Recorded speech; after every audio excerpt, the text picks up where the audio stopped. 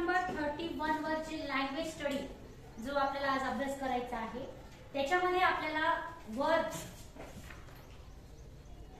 Verb forms विषयी आपण आज बघणार आहोत की प्रत्येक काळामध्ये एखादा शब्द आहे तर त्याचा फॉर्म कसा बदलतो, त्याचे रूप कसे बदलतात। आता इथे तुमच्या बोर्ड समोर तुम्ही बघता आपल्याला इथे लँग्वेज स्टडी मध्ये काय सांगितलंय की you have learn in standard 6 that verb म्हणजे काय, ऍक्शन वर्ड, ज्याच्यातून आपल्याला क्रिया दिसते असा क्रियापद। तर ह्या क्रियापदाचे आपण वेगवेगळे रूप कसे असतात हे आपण बघितलेले आहे। परंतु याच्यामध्ये पण आपल्याला आता इथे एक शब्द तुम्हाला दिसतोय लिव्ह। आता मूळ जो रूप आहे लिव्ह आहे हा शब्द आहे आणि त्याचं भूतकाळातलं रूप आणि भविष्य काळातलं रूप इथे तुम्हाला दाखवलेलं आहे।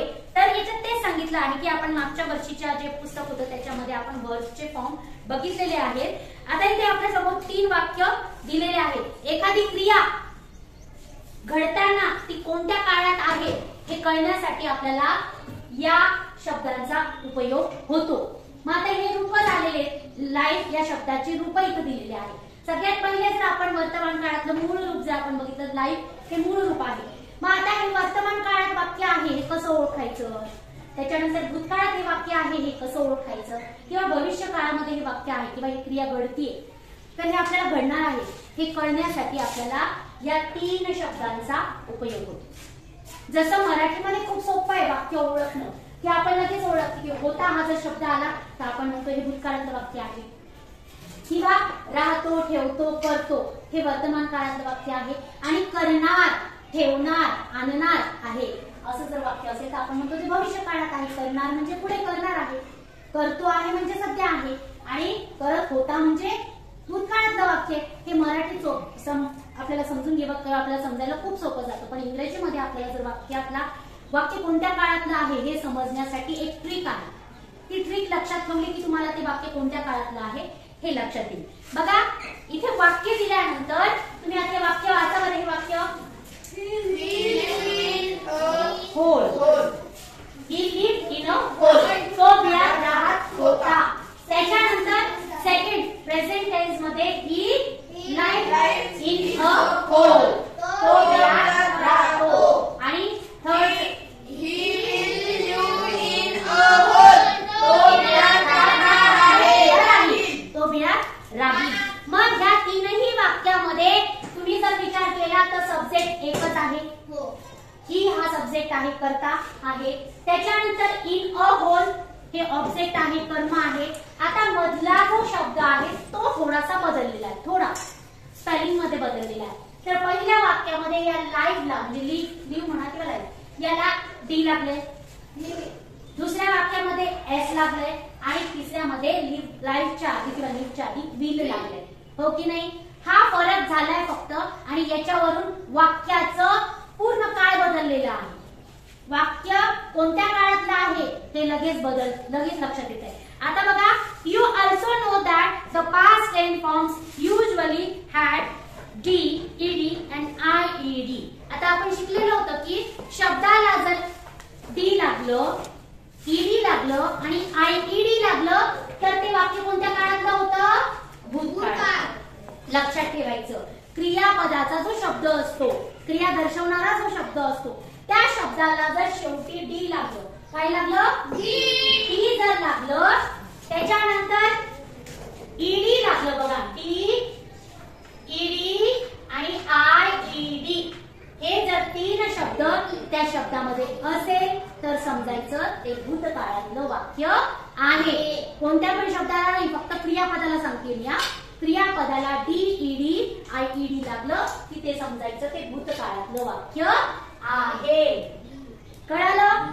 त्याच्यानंतर पुढे बघा, some present tense forms third person singular have S, ES, IES at the end. Present tense forms used with I, we, you and they do not have yes, es or ies after them. There is no change in them. बघा काय सांगितलंय, थोडंसं लक्षात घ्या, काळजीपूर्वक लक्षात घ्या।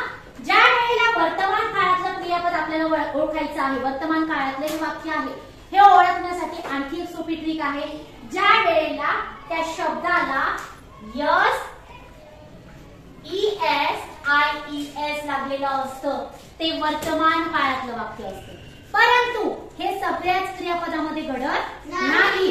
फक्त काही क्रियापद असतात की त्याला यस किंवा IES किंवा ES लागलेलं असतं. मग आता तुम्ही म्हणता कोणत्या याच्या वेळेला, तर मी तुम्हाला जेव्हा शिकवलंय जे प्रोनाउन आहे आय, वी, यू आणि दे, हे जे चार जे प्रोनाउन आहेत, सर्वनाम आहेत, त्यांच्या समोर हे लागत नाही.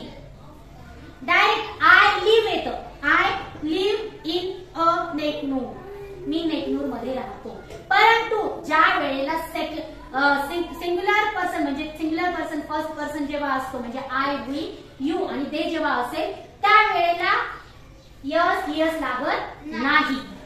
ज्या वेळेला इथे स्पष्ट सांगितलं की थर्ड पर्सन सिंग्युलर जेव्हा येतं त्यावेळेला यस IES लागतं.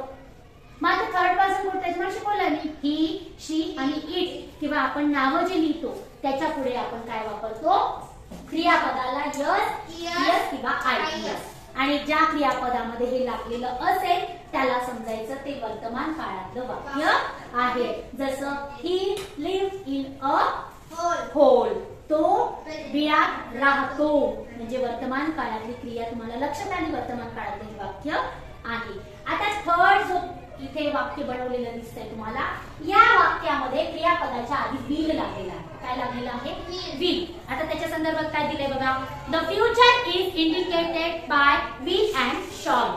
फ्युचर टेन्स मध्ये भविष्य काळातल्या वाक्यामध्ये क्रियापदाच्या आधी काय येतं, विल किंवा शाल येतं. शाल कुठे लागतं, तर इथे क्रियापद हे आय असेल, आयच्या नंतर शाल लागतं. भविष्य काळातलं वाक्य जर साधं वाक्य जर ओळखायचं असेल तर त्याच्या पुढे विल लागलेलं असलं तर समजायचं हे भविष्य काळातलं वाक्य आहे. किती सोपी ट्रिक आहे. जर ईडी लागलेलं असलं, डी तर ते वाक्य भूतकाळातलं आहे.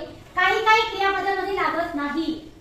काही क्रियापदामध्ये ईडी, डी किंवा IED लागत नाही, त्याचं रूपच बदलतं. मग असे पण क्रियापद आहेत त्यांचा आपण अभ्यास केलेला आहे आणि तुम्हाला अजूनही देणार आहेत ते क्रियापद कोणते आहेत ते. जसं आता इथे लाईट जर घेतलं तर लाईटचं लाईट होतं, ईडी लागतं. परंतु ईट हा जर शब्द आपण घेतला EAT, ईट म्हणजे खाणे, तर त्याचं भूतकाळात ऍट होतं. तुम्हाला दिलं मी ATE, हो की नाही. मग याचं काळ कसं कळायचं आपल्याला, तर त्याच्यासाठी आपल्याला ते लर्न करावं लागणार आहे, ते रिमाइंड करावे लागणार आहे की भूतकाळातलं रूप कोणतं. परंतु एक सर्वसाधारणपणे बऱ्याच वाक्यामध्ये या पद्धतीने DED किंवा IED येतं, याच्यावरून आपल्याला भूतकाळातलं वाक्य ओळखणं खूप सोपं होतं. त्याचप्रमाणे वर्तमान काळामध्ये यस, ES किंवा IES येतं, तो वर्तमान काळातलं वाक्य ओळखायचं. त्यानंतर फ्युचर मध्ये विल हमखास असतं, त्याच्यामुळे भूतकाळात भविष्य काळातलं वाक्य ओळखणं खूप सोपं आहे. त्याच्यात काहीही बदल होत नाही. फक्त क्रियापदाच्या आधी विल लागते, ऍक्शन वर्डच्या आधी विल लागतं, म्हणजे भविष्य काळातलं वाक्य ओळखणं खूप सोपं आहे. आता पुढे काय सांगितले बघा, use any 5 of the following words in your own sentence to show the past, present and future tense. आपल्याला काय करायचे, खाली काही शब्द दिलेले आहेत, ते शब्दांचं आपल्याला पास्ट मध्ये, प्रेझेंट मध्ये आणि फ्युचर मध्ये त्याला कन्वर्ट करायचं आणि त्याचे परत वाक्य तयार करायचे आहे. मग आता आपण सर्वप्रथम तो जो चार्ट आपल्याला तक्ता आपल्याला दिलेला आहे तो तक्ता आपण कंप्लीट करूया. इथे सगळ्यात पहिले आपण तक्ता लिहून घेऊया.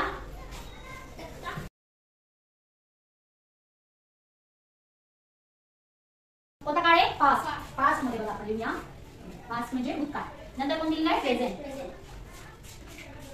प्रेझेंट आणि नंतर फ्युचर. आपल्याला चार्ट कंप्लीट करायचा आहे. आता इथे त्यांनी आपल्याला कोणता दिला आहे, लाईट दिलेला आहे. लाईट या शब्दाचं भूतकाळाचं रूप काय होतं, लाईट, टी लागले.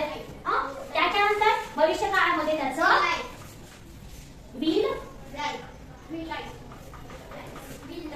लाईट, फक्त लाईट्स नाही, यस लागत नाही. भूतकाळ भविष्य काळामध्ये यस लागत नाही. आता इथे लाईट किंवा लाईट्स हे कर्ता कोणता आहे त्याच्यावर डिपेंड आहे की लाईट लागतं की लाईट्स लागतं. आता आपल्याला सेकंड लिहायचं आहे बघा. पुढचा शब्द आपण लिहूया लव. काय, लव. मग लवचं लव कर्त्यावर डिपेंड आहे, इथे यस लागणार की नाही. त्याच्यानंतर याचं लव ईडी लागतंय, याला म्हणजे डी लागतंय आणि नंतर इकडे विल लव. भविष्य काळात काय, शब्द आहे आता आन्सर्स आपण ANSWER आणि आन्सर्स RS इथे आन्सर्ड ईडी लागलेला ना ईडी बघा इथे डी इथे ईडी लागलाय आणि इथे विल आन्सर काय येतं विल आन्सर व्हेरी गुड आता नेक्स्ट जो आहे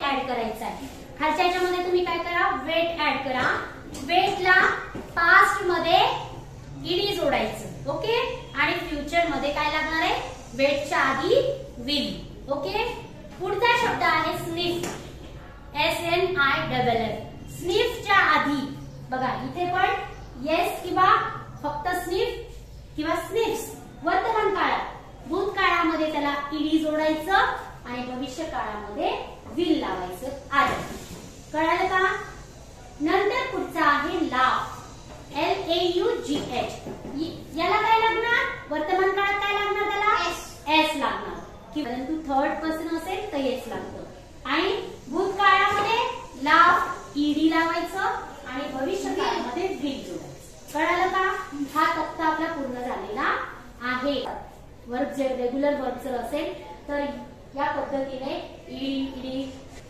परंतु रेग्युलर जर वर्ब नसेल तर इरेग्युलर वर्ब बनतात त्याला काय म्हणतात इरेग्युलर वर्ब तर मग ते कोणते आहे तर आपल्याला इरेग्युलर वर्ब मध्ये पास्ट मध्ये त्याचं कसं रूप होतं ते आपल्याला खालच्या चार्ट मधून कळतं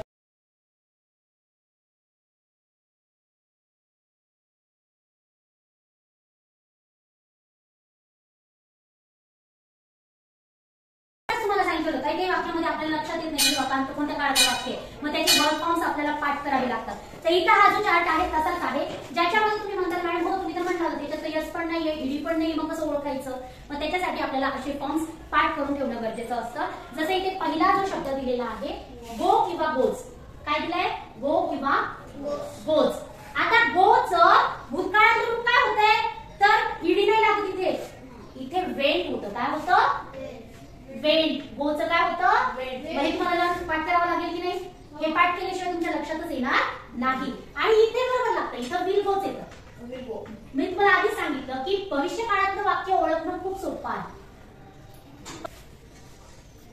कम किंवा कम्स मग आता कोणतं आहे कमचं 5 मिनिट पुढे काय भूतकाळाचं रूप काय त्याचं केम काय आहे केम वर्तमान काळामध्ये कम किंवा कम्स आणि भूतकाळामध्ये केम आणि त्याचं भविष्य काळामध्ये विल कम व्हेरी गुड आता दुसरा जे शब्द आहे तिसरा शब्द आहे इट किंवा इट्स कोणता आहे इट किंवा इट्स मूळ रूपातला इटच आहे मग त्याचं भूतकाळात काय रूप होतं मी आता सांगितलं ऍट आपण शिकलोय ऍट आणि भविष्य काळात काय होईल विल इट पुढचा शब्द आता त्यांनी आपल्याला भूतकाळातलं रूप दिलेलं आहे भूतकाळातलं रूप दिलंय त्यांनी गेव मग याचा मूळ रूपाचा शब्द कोणता आहे तर तो आहे गिव काय आहे गिवचं भूतकाळातलं रूप गेव आहे आणि भविष्य काळामध्ये विल गिव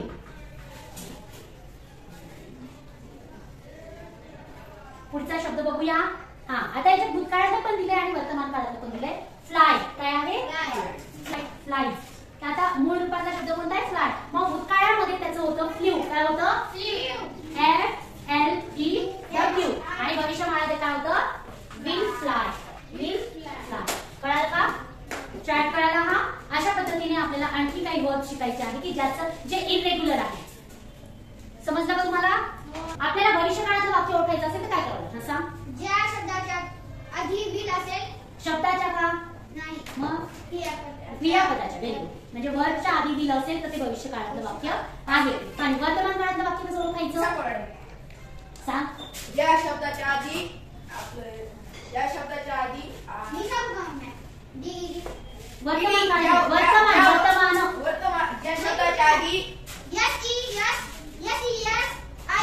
हे जर असेल क्रियापदाला तर तो वर्तमान काळ आणि भूतकाळातलं ईडी असेल तर भूतकाळातलं वाक्य.